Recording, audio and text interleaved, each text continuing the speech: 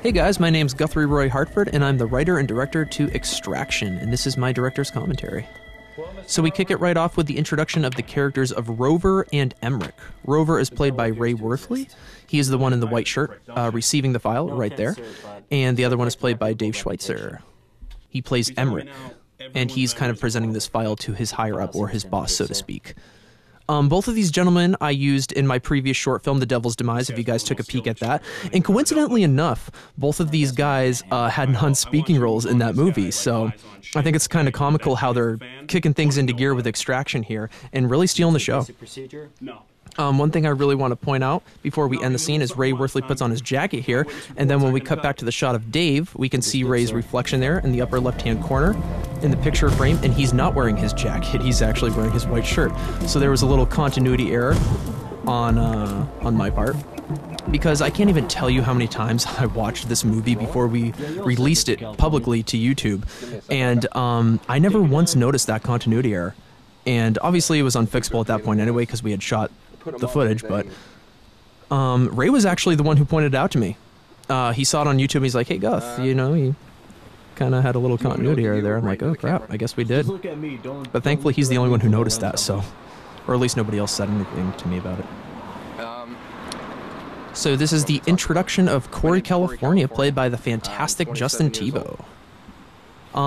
Interestingly enough, I did not hold any auditions for Corey California. I knew Justin Theroux. I've known him for a couple of years, and the reason I actually casted him as this character was because I saw him in a short film done by a fellow filmmaker, Carlo Barbieri, a little independent feature that he did, a very short film just like Extraction, and when I saw Justin in it, I was just, his performance just blew me away. I was just like, wow, this kid is so good with the way he plays with his facials and the way certain emotions come off on screen. He just has this impeccable subtleness to him, and I thought that was absolutely outstanding, and I was just like, this kid is in my next short film. So that's how Corey California was when it's not casted. A choice, when it's something that I have to do, I just roll with it. I can't be negative. The car he's leaning against is the infamous 1984 Firebird, which is owned by Jay Ritchie. He is also in the movie. He plays O'Reilly at the end.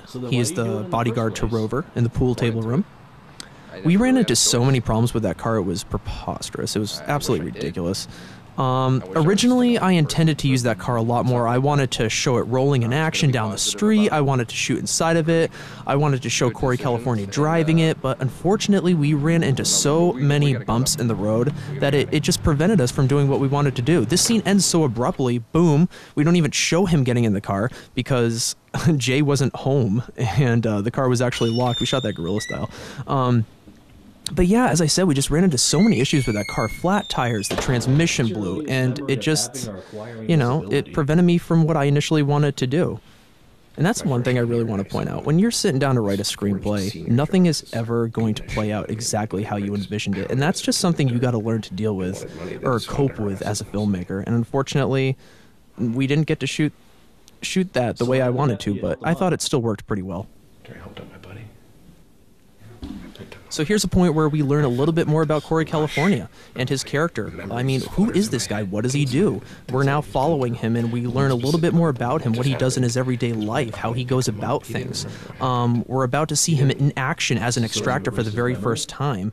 He's about to go into this apartment and steal someone's memory, because this is what he does for a living. This is who he is. He's an extractor. He was born with the ability to steal specific memories from people, and we're about to get a sneak peek of that right now as he goes into this apartment.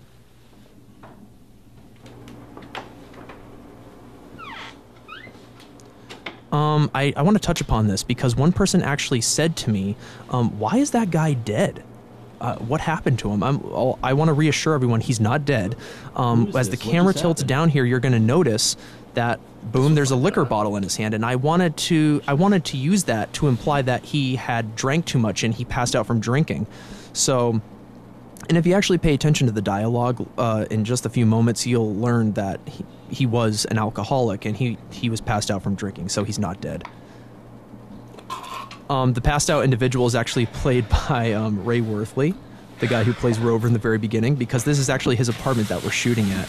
And unfortunately, when we were on set here, I didn't have any additional actors with me. I only had Justin as Corey, and I had me and the camera guy.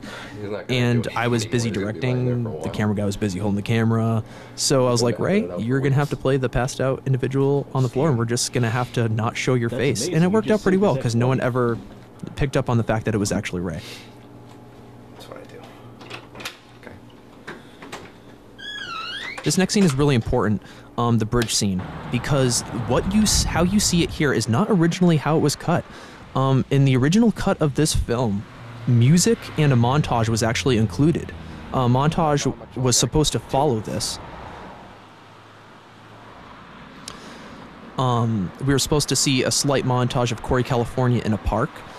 And it was supposed to include a very subtle piano piece done by Evan J. Williams. And the editor to the teaser, Brian Vinnick, watched it right before it was released publicly, because he's one of my creative production members. And he told me that it didn't work, and I was like, well, why doesn't it work? And he said that it didn't stay true to the story. We couldn't use a montage, and we couldn't use music in this certain part of the film, because this entire middle chunk is supposed to be a very rough, it's supposed to have a very rough documentary feel. It's supposed to come off as raw footage, raw, uncut footage. Like, this is simply the audience peeking in on what's happening. The only people that know about this documentary is Corey, California, and Cooper, no one else. So it's supposed to be implied that this is uncut footage. So why would there be music in a montage in uncut raw footage? And I was like, wow, that's a really valid point. So I knew at that point, after Brian told me that, it was imperative to eliminate that. Cooper? No, better yet. This is the last scene with Corey, California here in the film. This was the very first thing we filmed in principal photography. This was done in Fitchburg, Massachusetts at the skate park. I don't remember the name of the actual park, but for those who live in the area, I'm sure you do. Because a lot of people were asking me where this was filmed. A lot of people were interested in that for some reason. And it was filmed in Fitchburg. Look at me. Look at me. I want you to pay attention. This is right before Corey, California steals Cooper's memory. But when you get back up, and then we roll right into the end scene in the pool table room again. Remember what brought you down in the first place. I wanted to leave this very open-ended. That's how I intended it to be. Well, sir, like, what happens to Corey, California? What did he take the footage with him? I didn't want to force the audience what to think with that. I wanted to have them make their own interpretation of what happened next. I love how those lights look in this scene, because originally I wanted this to have a very dark and secluded feel, and I love this location for filming because it's exactly what I wanted. It has a very ominous feel to it. That's Cam Williams dragging in Dan Cancel, who plays Cooper. Cam Williams just plays a random bureau agent here. So what happened? And the interrogation begins. This is when we find out the big reveal of the film, that this guy sitting here in the chair is actually the guy who filmed the entire documentary, Cooper. You realize the severity of what you've done? The punishment? As we cut to the close-up of Dan here, you're going to see some brief flashbacks of Corey, California.